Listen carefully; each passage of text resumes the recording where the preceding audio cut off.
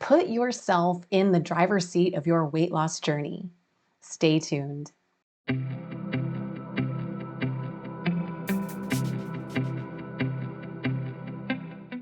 Hi guys, welcome. This is Grace with Grace Yoga. Thank you for joining us today. Today we're going to be talking about Herxheimer reactions, die-off symptoms, cravings, and how to conquer them. I am an Ayurvedic life coach, not a doctor, so please consult with your medical professional before starting any type of weight loss or Ayurvedic cleansing program. Okay, let's get started. Welcome. So you see this picture. I took this picture as I was driving to go get a card from the store. And I thought, oh, those cows are so cute. They're so happy. And then, you know what I did? I started imagining chocolate chips, peanuts, marshmallows, dark chocolate, milk chocolate, and I started craving Rocky Road ice cream by looking at these cows. I'm not kidding you. This was on probably day 2 or 3 of my Kitchery challenge. And I just want to share that with you, that who would have thought that me looking at a peaceful meadow of cows would result in me craving Rocky Road ice cream? But it happened. So understanding cravings. So thinking about my story of me seeing the cows, or maybe you can think of something similar in your own life when you just, we see it all the time with commercials, but they intentionally try to get us to crave things. Just understanding what's happening. Sometimes cravings are not an indication of true hunger. They could just be habitual. They could be something that, like when you come up, like at a particular time of the day. This could have something to do with the state of our microbiome, the state of our flora that's in our gut. So we have our healthy flora, and then we have the bad bacteria, and they're like waging this war together. And so when we feed it things that are high in sugar, alcohol, or things that are generally seen as unhealthy, then it feeds that bad bacteria, and then we start to get things like the leaky gut syndrome and different things that are not good, good to experience. But just going back to why are we craving it? Because those bad bacteria start signaling to us that they are hungry. So think back, is it our bodies who are really craving something nourishing and healthy, or is it something that out of balance microbiome is trying to get us to eat something sugary? Processed foods have additives in them to make them taste better. They are lacking in nutrition. And so when we do reach for the processed foods or perhaps comfort foods, then we're not truly satisfying our body's nutritional need. Artificial sweeteners throw off our metabolism. Say if this was a cup of tea with saccharin, any type of artificial sweetener in it, and I drank it, my body would think that it's had, say, I don't know, 150 calories. So it's going to give our bodies, or prepare our bodies to process something that's higher calorie than what it actually receives. And so then when it tries to process that, it's like, wait, it's not there. So then we have all these things in our body going on to process a bigger, higher number of calories, and it's not there. So guess what? It starts craving those higher calorie foods so it can do something with those enzymes and hormones that are released in our bodies. So what do? We go and we have cravings, and we go and reach for something else to satisfy that craving. So it's like this vicious cycle.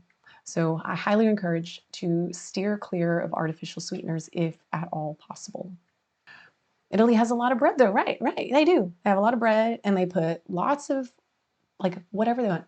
oil on the bread. They dip it in oil and pepper and salt and enjoy.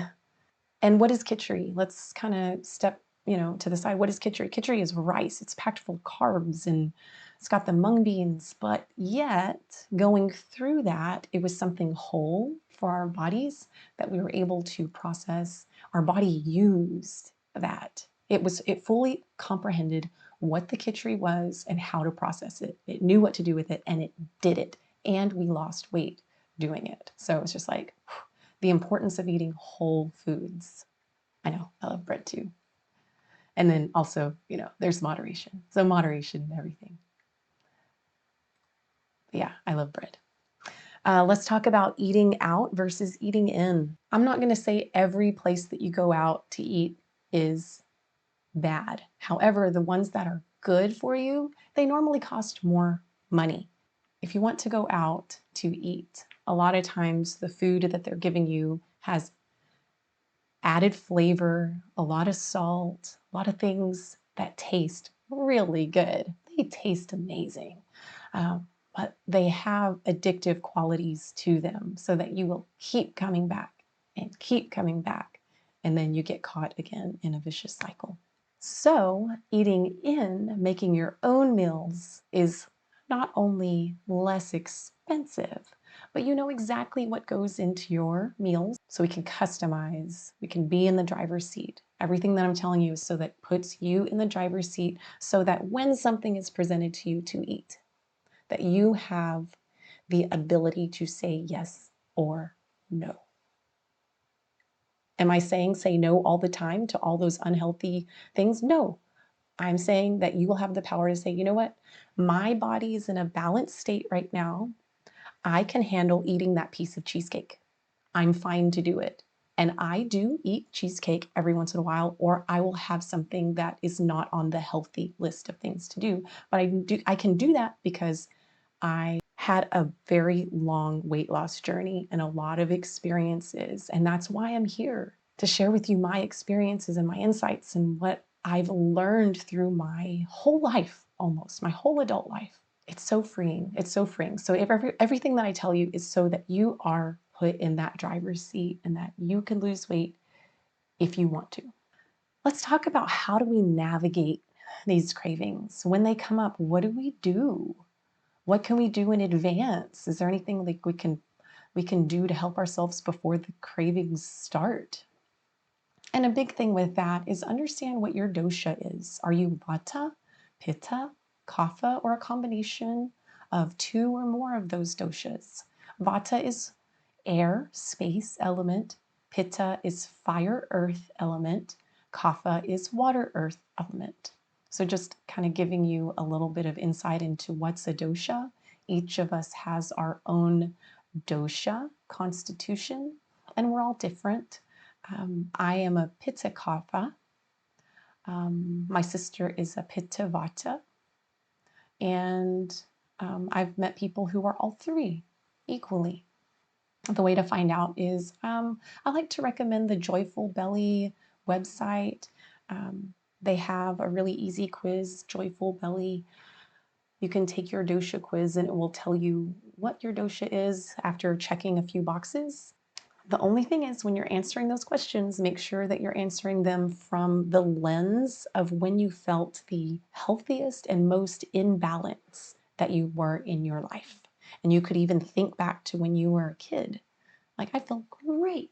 And then just answer the questions from that standpoint. Once you learn what your dosha is, eat per your dosha. Vata dosha tends to love salads, love raw foods, but guess what salads and raw foods does to a Vata dosha? It elevates the Vata. So for Vata constitutions, it's really good to eat grounding foods. Pitta, the fiery type of person, usually loves spicy food. Jalapeno salsa, cinnamon, ginger, and honey. Honey is heating. Sriracha, loving those spices, really spicy. Guess what? Jalapenos and spicy food is really not good for pitta dosha. They need to tone it down because it'll just elevate their pitta. Kapha is the water dosha, and they tend to like Foods that are very, what we maybe imagine as those grounding foods, comfort foods, like the potatoes, sweets. And that's exactly what the kapha dosha should not eat routinely. They can have it every once in a while. Each one of these doshas can have those foods every once in a while, but it shouldn't be their staple. Got me? Staying hydrated, drinking plenty of water will help navigate cravings. Sometimes when we feel a little hungry, it might just be that we're thirsty and we need some water. You can even have your CCFT, which is one of our main drinks that we have through the big Ayurvedic cleanse that we're doing right now. Make sure to get enough sleep. In Ayurveda, we're going to talk about eating real quick. Your meals should be done by about 6 p.m. so that you've digested your food and you're ready to go to bed by 10 p.m. Eat mindfully. We'll talk a little bit more about that in just a moment.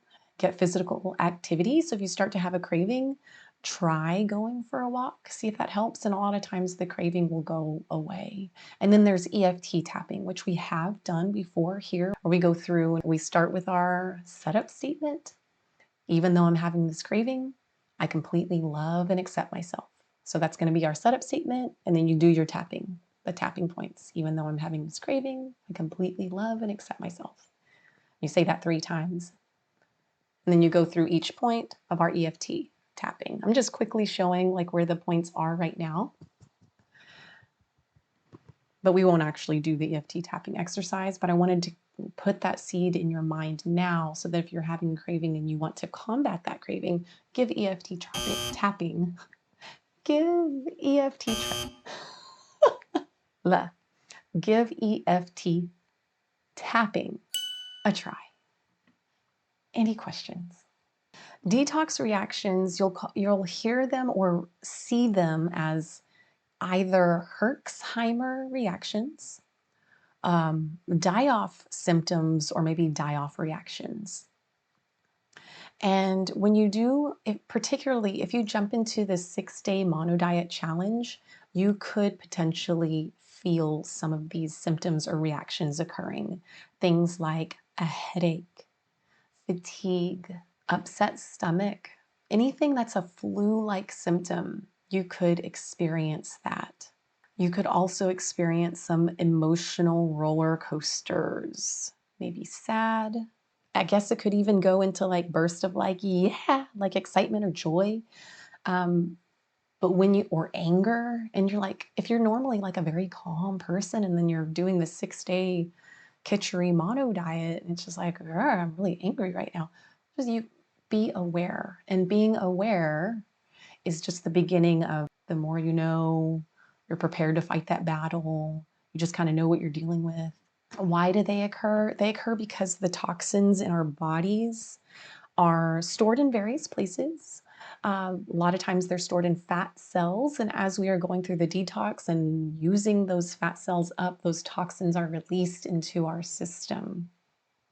Or it could be those bad bacteria that when they no longer have the sugars and unhealthy foods to feed on, they start to die. And so when those microorganisms die, then they leave behind that toxic residue and they can get into our system and cause things like even acne.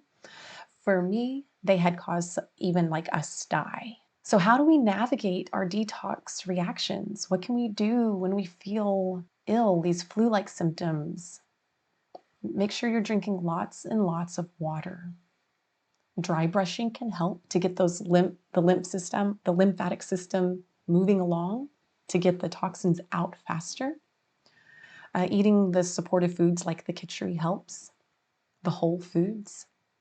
If you need, just a side note, I am a coffee drinker, for example, and when I did the Kitchery mono diet the first time, I was like, well, I'm not going to have any coffee because we're just supposed to have Kitchery, right? That's it. Well, I ended up having severe flu-like symptoms by day 3, and I couldn't continue. With that said, having a cup of coffee, like once I started to get the migraine, having that cup of coffee really helped me to keep things in balance. So if you have to have something to help those die-off symptoms kind of chill out, then do. It's all about awareness. It's about moderation. It's just about you being in control. If you absolutely have to stop the cleanse, that's okay too. You can always come back to it again. If die-off symptoms are really strong for you, another way to approach the 6-day mono diet challenge is to, a few days before, start to have your khichdi maybe as one meal. So a few days before, the third day before, have one meal of khichdi just to kind of get your body used to having something. The second day, have another khichdi meal. The third day, have 2 khichdi meals. And then on your third day would actually be day 1 of the official mono diet challenge, and you could just go right into it. So you're weaning yourself on.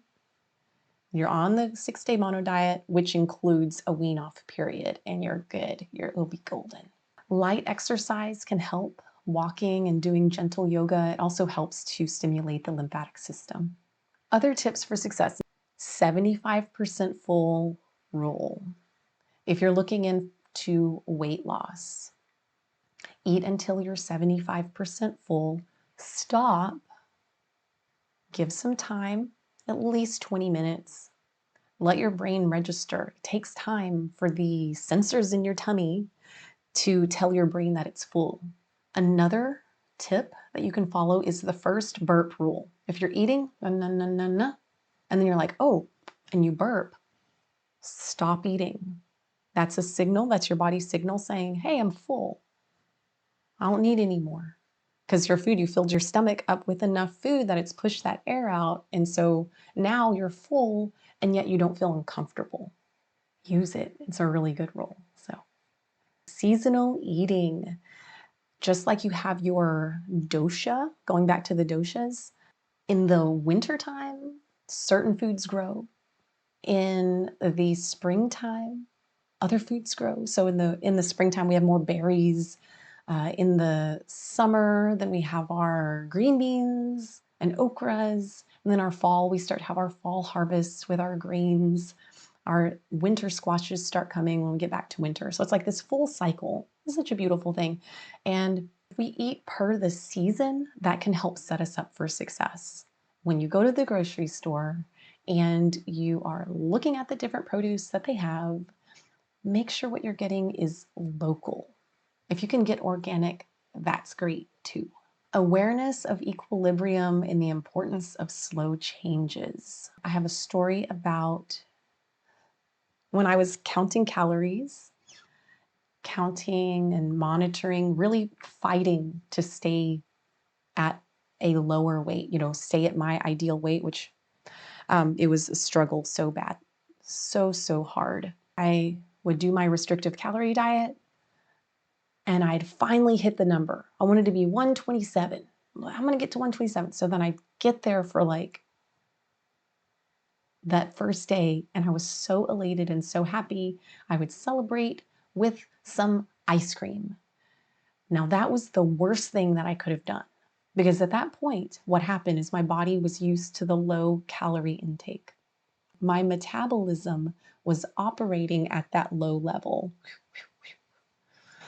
And when I threw the ice cream on top of that, it was like, oh man, it could only process a little bit of it. And then the rest of it put right on my body as jiggly, soft fat. And I didn't understand what was going on until years later, that had I just allowed myself a little time before I just enjoyed, the celebrations of sweetness, sweet foods, high calorie foods, if I just kind of ramped it up little by little, my body and metabolism would increase. As you put more food into your body, more calories, your body will adjust up to a certain point, and the metabolism will increase. Same thing, when you lose weight, you're going on a low calorie diet, your metabolism is going to go down with it. And that's why we have that plateau period. The important thing to remember is that we can use our Ayurvedic spices, our Ayurvedic foods, eating per our dosha, eating per the seasons. So if you eat, no matter what your dosha is, if it's springtime, eat those spring foods. And if it's wintertime, enjoy those root vegetables, enjoy the more rich foods. Eat with the season. And then, of course, there's emotional intelligence that goes into it, just being aware of kind of what's going on when we do experience our emotional ups and downs, just kind of taking a moment, stepping back from it and saying, okay, I know this emotion is happening right now. It's going to pass. Let's just be aware. We can kind of step into our meditation mode. Let's be aware. And then that's where we can get into our journaling. So let's do that now. I had 2 journaling exercises up here. I'm going to put the first one up. We're not going to do this one right now, but this could be something that you want to do on your own, where you meditate for 5 minutes and then you just do free writing. Just write anything. You can write on your eating habits, your cravings, your feelings, any patterns that you recognize. What we're going to do today is journaling exercise 2. I'm going to give a few food wisdom prompts, and we're going to just take 5 minutes or so and just journal. And you can pick any one of these prompts. I'll read each of them, pick your prompt, and then we'll start writing. What are your comfort foods? Why do you think these particular foods bring you comfort? Option 1. Here we go for the next prompt. What time of the day do you usually experience cravings? Can you link them to any specific feelings or events? And how do you feel before, during, and after eating? And are there any patterns that you recognize? And then the 4th prompt, how does your mood or energy level change after eating certain foods?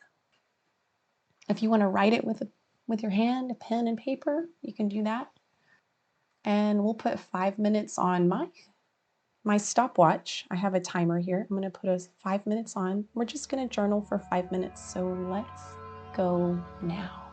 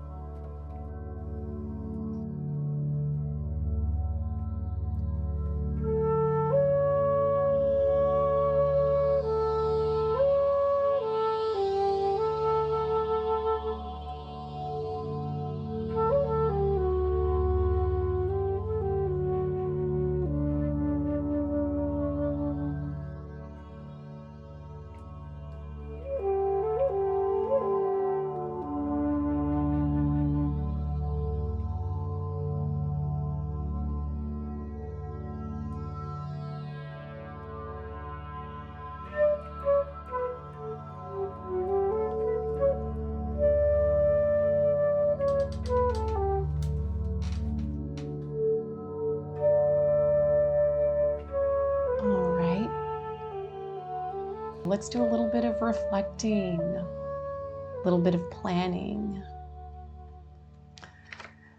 I am happy to share my journaling with you.